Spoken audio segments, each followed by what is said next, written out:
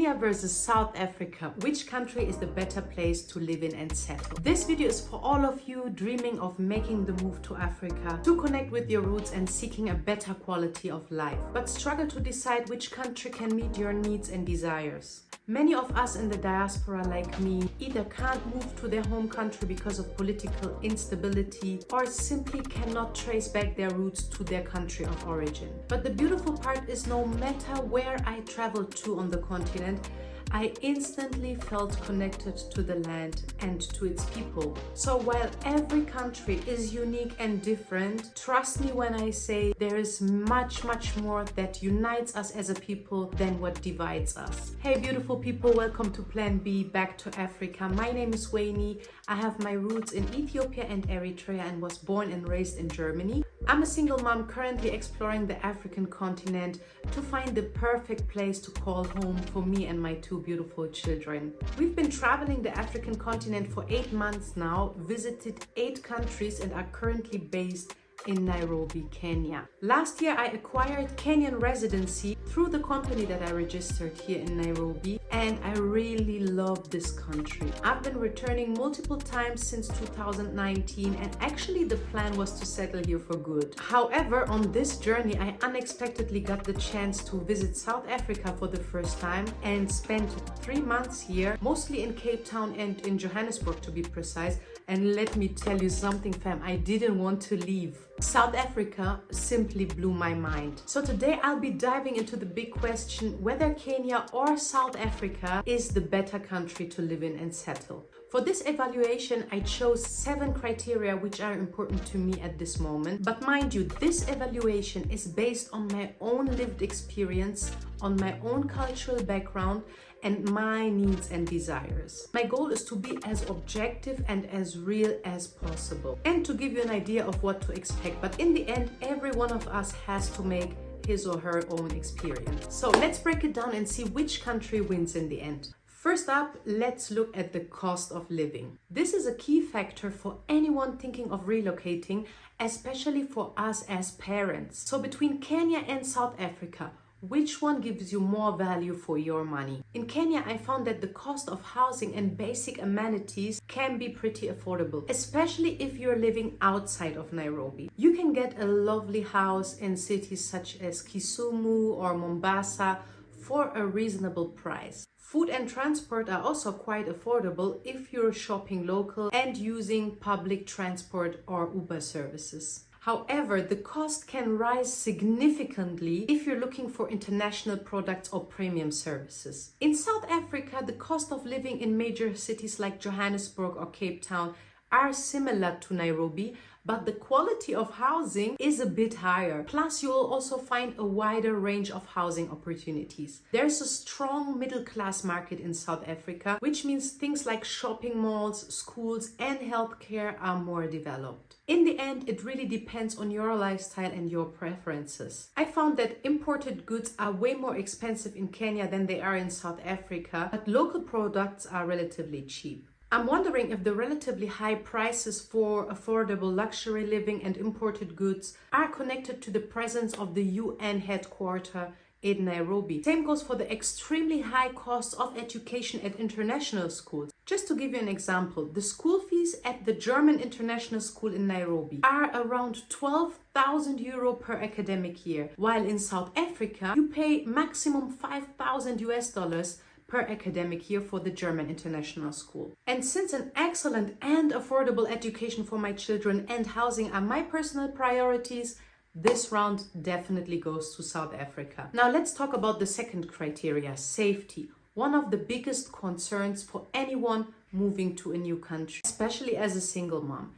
In Kenya, safety can be an issue in certain areas, particularly in Nairobi. Petty theft and occasional political unrest can be concerns, but I felt relatively safe overall, especially in more secure neighborhoods and tourist-friendly places along the East Coast. South Africa, on the other hand, has a more complex safety situation. The crime rate is significantly higher, particularly in major cities like Johannesburg. Generally, I could hear police sirens way more often in Johannesburg and in Cape Town than in Nairobi. But there are safe areas where gated community, private security, and neighborhood watch programs are common. As long as you are mindful where you hang out or live, safety can be managed. Another big plus in Kenya was the fact that it's almost a cashless society. Everyone uses the mobile money system M-Pesa, which gave me a more secure feeling than in South Africa. There is also a mobile money system in South Africa. However, Kenya is the leading mobile money market in the world, and M-Pesa is accepted everywhere,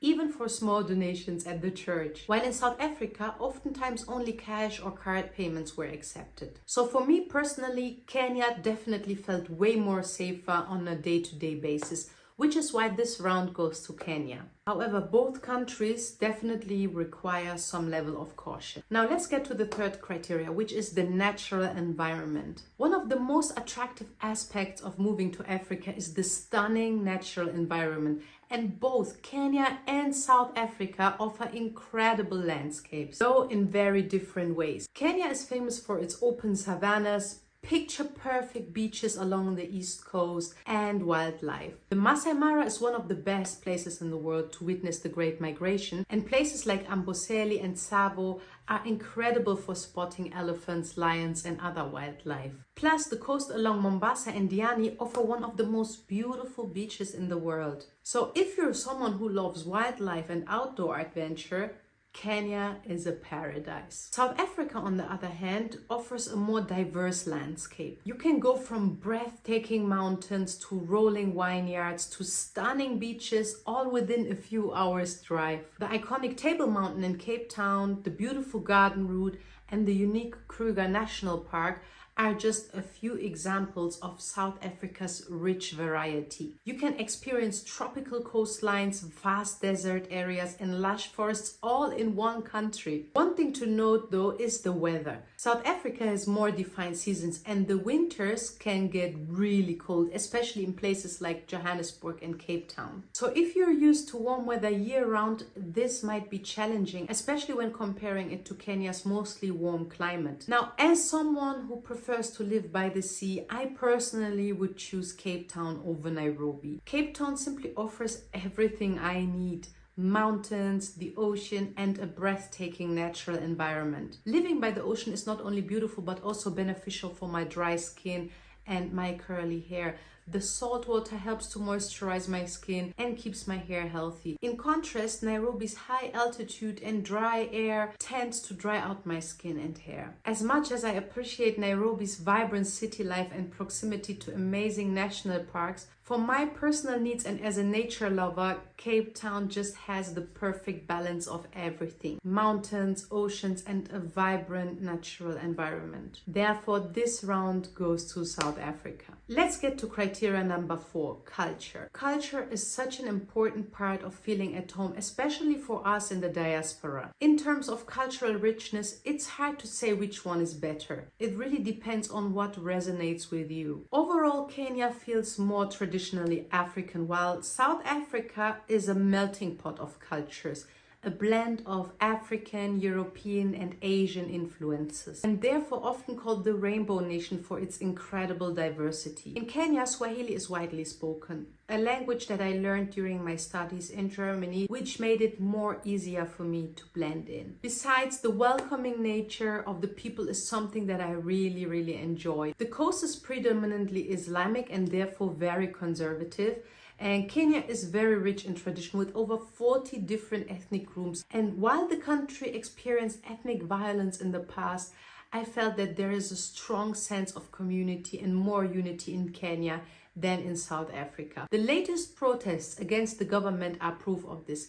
Kenyans set an example by putting all their cultural differences aside and united as a people. To witness this gave me so much joy, something that other Africans, especially their neighbors in the north, can learn from. This level of unity is unfortunately something that is still unthinkable in South Africa. I quickly noticed that the dark and painful history of apartheid is still alive. I mean, after all, it's not long ago that the system of apartheid was still in practice, 30 years ago to be precise. You will feel the legacy of apartheid mostly in Cape Town, where there is a huge gap between blacks, whites, coloreds and Asians, not just in terms of space, but also in terms of wealth. Johannesburg, on the other hand, was much more inclusive and accommodating to all lived experiences, both black and white. You will find wealthy blacks, whites, and Asians all living in the same neighborhood. So overall, Johannesburg was, for me personally, a much more authentic South African experience than Cape Town. While both countries, Kenya and South Africa, have a progressive art scene, I feel that the art scene in South Africa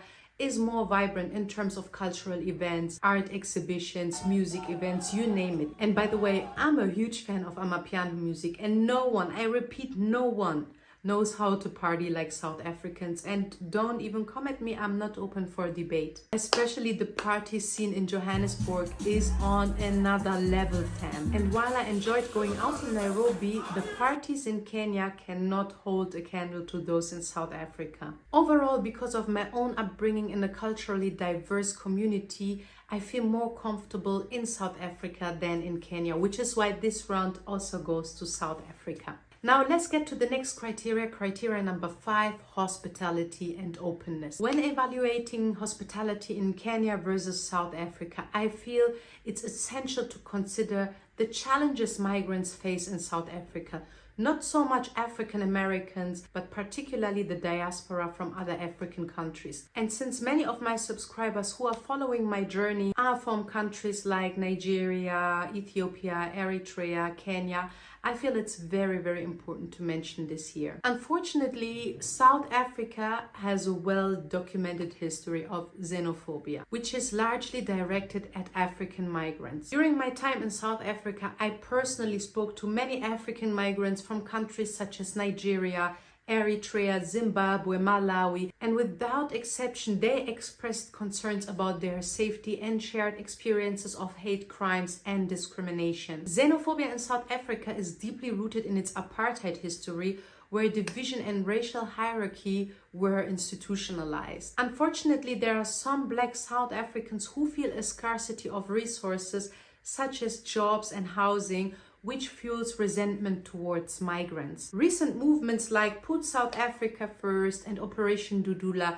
have intensified anti-immigrant rhetoric, especially on social media. This sentiment, which disproportionately affects migrants from countries like Zimbabwe, Nigeria, and Mozambique, has made many feel unwelcomed and unsafe in the country. A recent example that highlights this problem was when one of the finalists of Miss South Africa, who has Mozambican and Nigerian roots, received a wave of online hatred. Despite being born and raised in South Africa, and despite being fully integrated into the country's language and culture, her identity was questioned, as well as her legitimacy to represent the country on the global stage, simply because of her non-South African roots. This raises personal concerns for me as well. Being an Ethiopian Eritrean woman with children born to a Nigerian father, I'm wondering if my children, my future grandchildren and great-grandchildren would ever be fully accepted as South Africans. So while South Africa offers many positives, unfortunately, xenophobia remains a critical issue,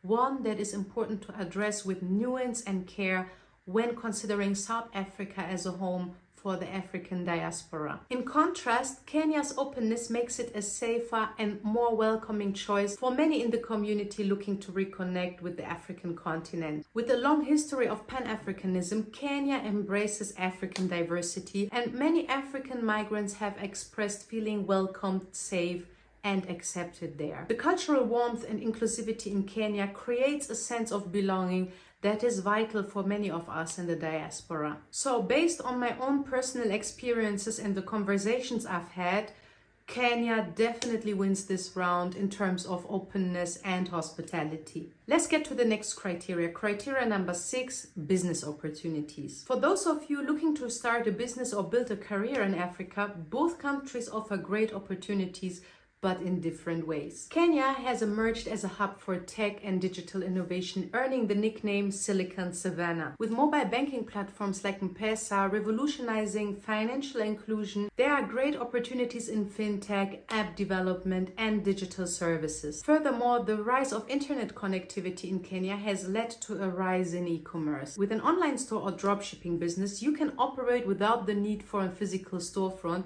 which lowers overhead costs. Selling products such as electronics, home goods, or even African-inspired fashion online can be a profitable business. Business opportunities with short-term rental platforms such as Airbnb also show promise. Kenya's tourism sector is growing, and with properties in high-demand areas like Nairobi or Mombasa, you can quickly see returns on an Airbnb business. The agricultural sector with small investment in organic farming and poultry is another steady option, given the country's reliance on agriculture. However, Kenya's recent tax hikes and the resulting political unrest could raise costs for businesses and pose risks, particularly in sectors that rely on transportation and imported goods. On the other hand, South Africa has a more stable and developed economy overall. It's the continent's most industrialized nation, and if you are in finance, manufacturing, or even entertainment, there is a lot of potential here. The business regulations in South Africa are more structured, which can be both a blessing and a curse depending on your industry. The Airbnb market in South Africa is also strong, if not the strongest on the African continent, especially in Cape Town, which is a major tourist destination. Digital services like web design and marketing also provide low-cost, high-reward business options with minimal investment capital. The recent entry of Amazon in South Africa presents a new significant opportunity for entrepreneurs, especially for those within the diaspora who may be looking to establish small, low-investment businesses. With Amazon now officially launching its marketplace in South Africa in May 2024, it provides a fresh platform for sellers to list and sell their products both locally and internationally. This is especially relevant for middle-class entrepreneurs or those with smaller investment capacities. While both countries, Kenya and South Africa, offer strong opportunities for small businesses, South Africa appears to offer more profitable and stable opportunities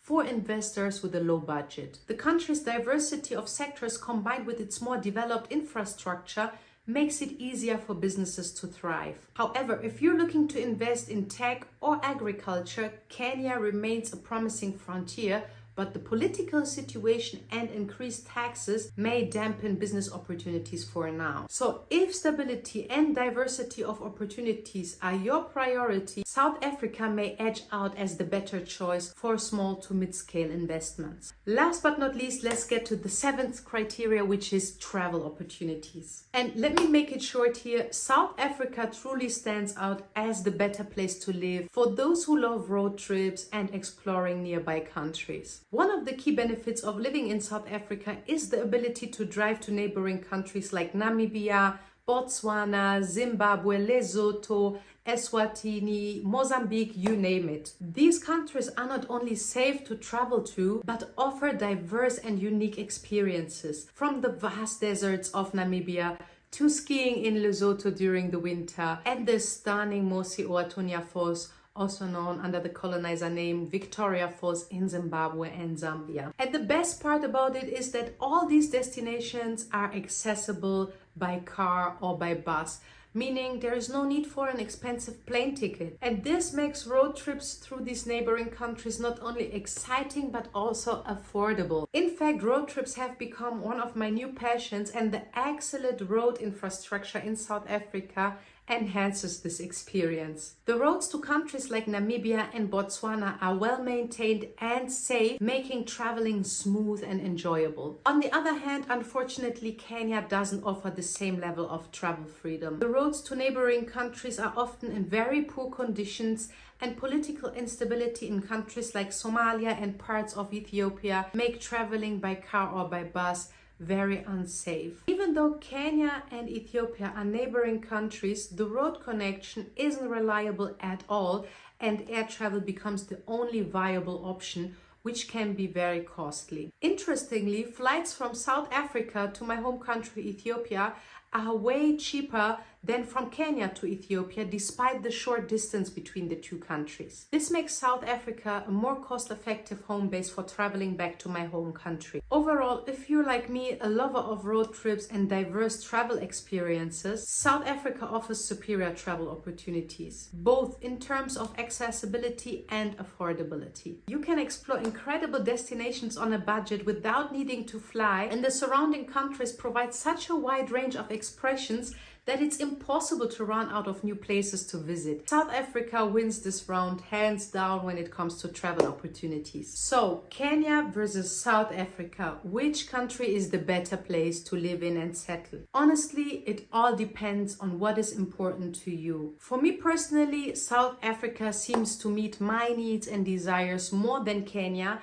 and I'm actually in the process of preparing my move because excellent and affordable education and good housing are my #1 priority. At the end of the day, both countries are incredible places to consider for the diaspora. I hope this breakdown has given you some insights to help with your own journey. Thank you so much for watching. I hope you enjoyed this episode. If you have any questions or thoughts, please drop them in the comments below, and I see you in the next video.